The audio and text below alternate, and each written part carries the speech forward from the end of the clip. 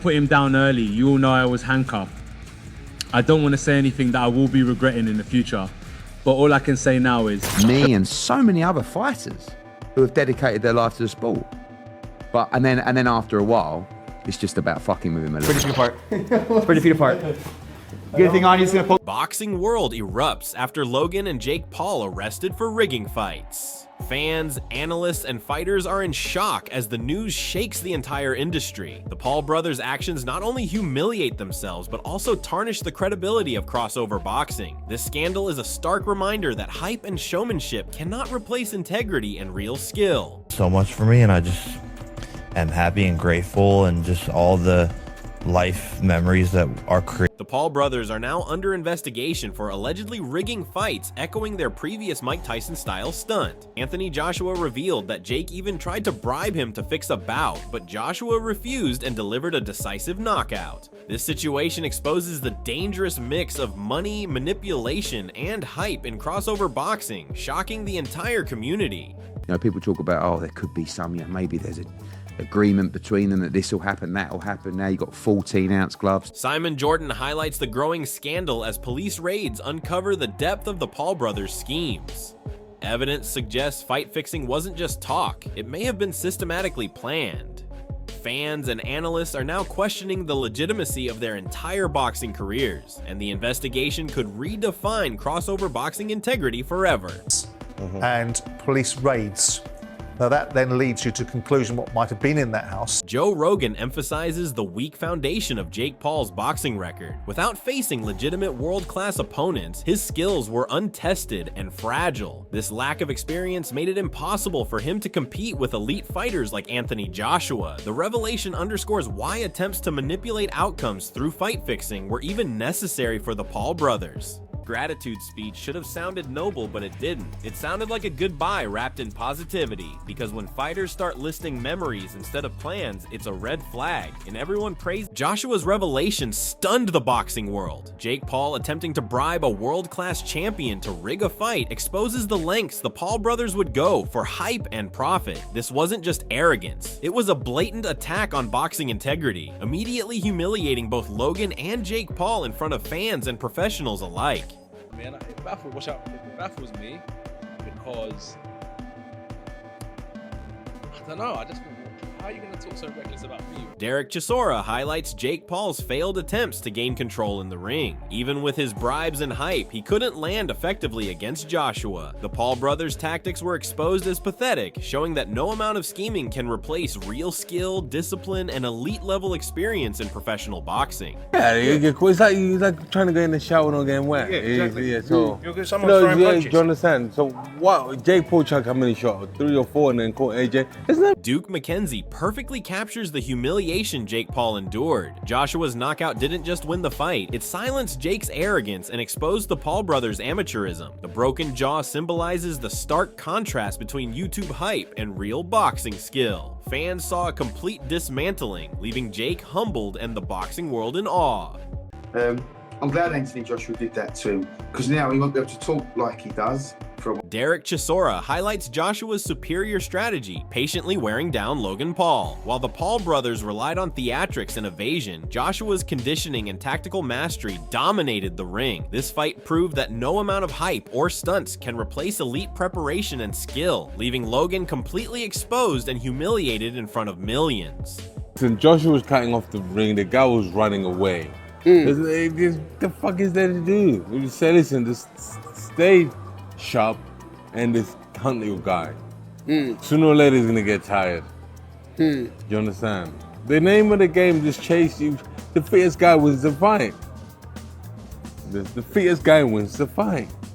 And ultimately, Jake Paul got tired. He got tired and he got Carl Froch cuts straight to the reality. Jake Paul's presence in professional boxing is a farce. 6 rounds against top-tier competition is an exaggeration at best. In reality, he was outmatched and exposed. This wasn't entertainment. It was a humiliating display of overconfidence, leaving fans questioning how social media hype has infiltrated a sport built on skill, discipline, and respect. The Paul brothers' antics damage boxing's credibility credibility, and moments like these prove why unprepared fighters shouldn't step into the ring with elite professionals. Joshua didn't just win, he dismantled the illusion, leaving Jake's credibility in tatters and the boxing world stunned. We're just going to have to say, look, Fabio Wardley now has won the fight fair and square, because that's the decision, that's the referee's final decision.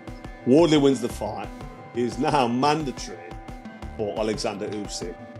What is he going to do against Alexander Usyk? Where do we go from here? Alexander Usyk, the undisputed. Chael Shannon's analysis couldn't be more accurate. This fight was a massive mismatch. While some claim it was scripted or entertainment, the reality was brutal. Jake Paul was completely outclassed. Joshua's superior technique, power, and ring intelligence left no room for theatrics. Social media fame can't compete with elite boxing, and this fight reinforced why experience, skill, and conditioning always triumph. The Paul brothers' hype shattered under the pressure of a true world-class athlete, proving once again that professional boxing is a craft, not a stage for internet stunts.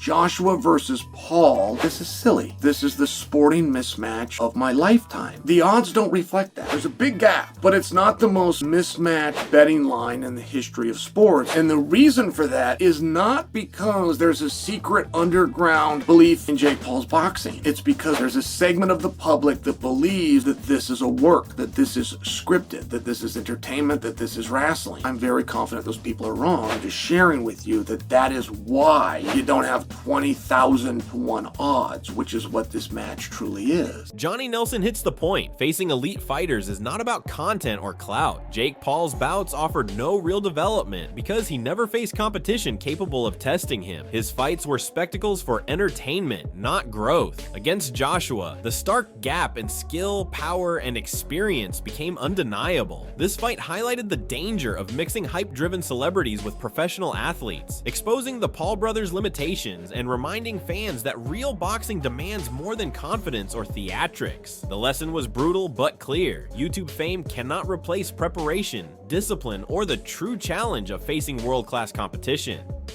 No. One thing I said, yeah, I would say to all fighters, don't hate, yeah?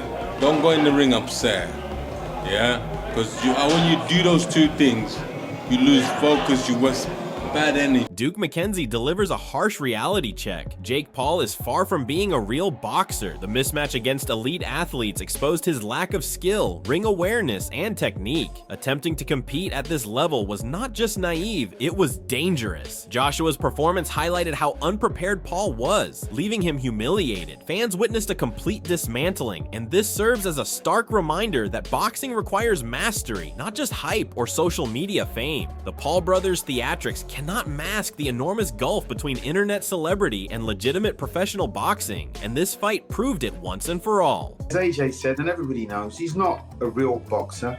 There's levels to this game, and he was way out of his level, way out of his depth.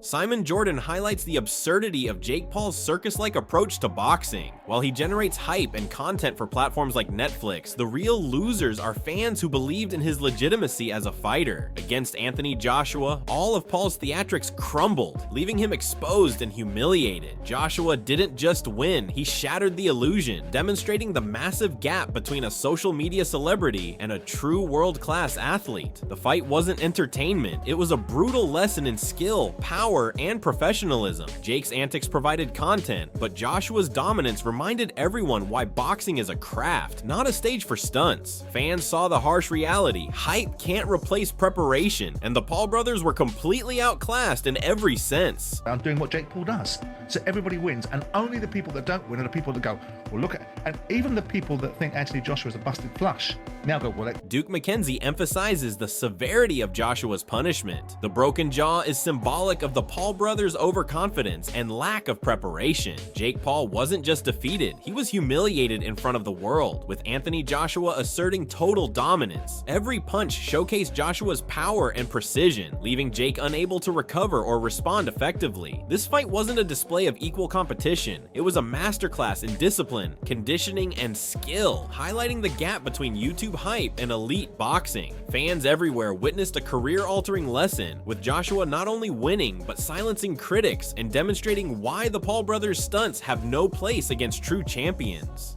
Joshua did that to him, because now he won't be able to talk like he does. for a while. We went. Eddie Hearn breaks down Joshua's methodical dominance. While Jake Paul showed some toughness, constantly moving and holding to survive, he was no match for Joshua's timing, precision, and raw power. The knockout and broken jaw were inevitable outcomes of trying to compete at a level far beyond his capability. This fight exposed every weakness, showing that social media stunts can't replace elite boxing skill, ring IQ, or conditioning. Joshua's patience and execution left Jake humiliated, yet even his attempts to survive highlighted just how outclassed he was. The audience witnessed a combination of strategic mastery and raw dominance, cementing Joshua's status and providing an unforgettable lesson in why hype cannot compete with real boxing talent. So yes, it took AJ a couple of rounds to get hold of him, and then he knocked him spark out and broke his jaw. It was a frustrating 2-3 rounds maybe, because Jake was moving so much, holding. Pain Game highlights Jake Paul's defensive desperation. He spent more time running and attempting weak takedowns than actually fighting, revealing a complete lack of strategy and preparation. Anthony Joshua exploited every opening with precision, exposing Paul's limitations in speed, power, and ring intelligence. The fight demonstrated that YouTube fame and theatrics cannot compensate for elite-level skill, discipline, and experience. Every failed attempt by Paul emphasized the gulf between him and a true world-class athlete. Fans saw a humiliating spectacle, with Joshua asserting total dominance, leaving Jake exposed and crushed. This wasn't entertainment, it was a brutal real-life lesson in what separates celebrities from champions. Just run, but generally, you know, the game plan was to run a lot, hold whenever he had to. He dropped his knees for a fucking takedown there. The fallout from Logan and Jake Paul's arrests has shaken the boxing world to its core.